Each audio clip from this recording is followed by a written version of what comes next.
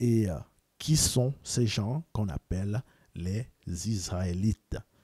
Parce qu'il ne faut pas confondre les Israélites avec les Israéliens. C'est deux choses différentes. Israélien veut dire pâle copie de l'original, c'est-à-dire l'original c'est israélite. Aucun blanc ne peut s'appeler israélite. Les blancs qui sont là en Israël, ils ne peuvent pas s'appeler, ils ne peuvent pas faire l'erreur de dire qu'ils sont israélites. Ils diront toujours ils sont israéliens. Et si vous ouvrez la Bible, vous ne verrez jamais le mot israélien. Vous verrez israélite. On peut le chercher rapidement. Israélite. Voilà. Israélite. Vous voyez, il y a israélite un peu partout. Par contre, si vous faites israélien, il n'y a personne. Désert de Gobi. Il n'y a personne, on ne les connaît pas. Vous voyez? Donc, les gens qui disent qu'ils sont israéliens, on ne les connaît pas. On connaît les Israélites. Et les Israélites sont les descendants de Jacob. Donc, on va faire ça. Israélites. Voilà, Israélites.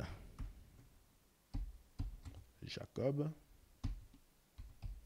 Et vous verrez qu'il y a toujours quelque chose qui va... Israélite. Voilà, Israélite Jacob. Il y a toujours quelque chose qui va apparaître. Voilà. Donc, mais si on met Israélien Jacob, quelque chose va apparaître, mais dans le sens de Jacob, pas dans le sens de Israélien, de toute façon. Là, vous avez vu Israélite et vous avez vu Jacob. Donc là, vous voyez qu'il n'y a même rien en plus. Donc, donc il n'y a rien là. Voilà, il n'y a rien là. Et je suppose que là également, il n'y aura rien du tout. Israélien, on ne connaît pas. On ne connaît pas Israélien. Voilà. On ne connaît pas Israélien, ça n'existe pas. Ça n'existe pas Israélien. OK?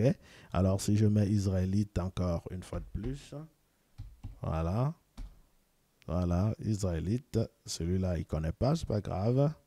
Celui-là, il ne connaît pas, c'est pas grave. Celui-là, il ne connaît pas, c'est pas grave. Celui-là, il ne connaît pas, c'est pas grave. Celui-là, il connaît. Voilà. Et celui-là, il connaît également. Voilà. Donc, ici, vous avez vu qu'il y a la Bible du Semeur qui connaît les Israélites et Jacob. Il y a la Bible second 21 qui connaît les Israélites et Jacob. Nous allons donc aller dans la Bible, vérifier quelque chose. Parce que là, la Bible vient de nous certifier que notre recherche, ce que nous avons voulu prouver est vérifié, est vrai et véritable. Mais pour que je puisse vous convaincre, je vais vous dire exactement ce que la Bible dit quand on recherche la vérité. Voilà. Donc voilà. La Bible nous dit que quand on a 2 ou 3 témoins, on est dans la vérité absolue. Voilà. Donc, voilà. La Bible nous dit ici, n'accepte pas d'accusation contre un ancien, si ce n'est sur la déposition de 2 ou 3 témoins. Voilà.